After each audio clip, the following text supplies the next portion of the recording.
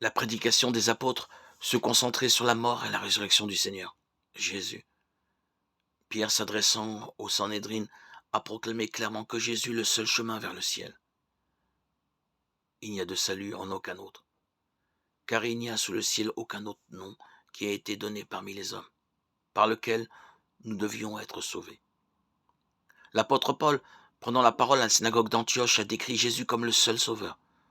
Sachez-le donc, mes frères, c'est par lui que le pardon des péchés vous est annoncé, c'est par lui que toute personne qui croit est libérée de toutes les fautes.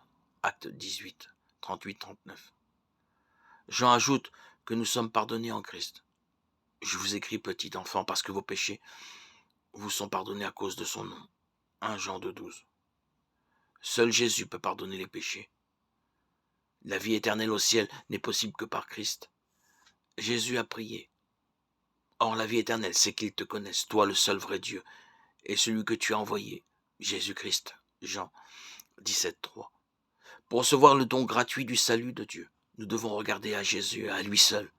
Nous devons croire en sa mort sur la croix pour nos péchés et en sa résurrection. C'est la justice de Dieu par la foi en Jésus-Christ, pour tous ceux qui croient. Romains 3,22.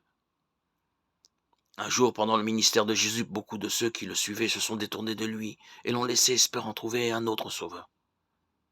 Jésus a demandé à ses 12 disciples, « Et vous, ne voulez-vous pas aussi vous en aller ?»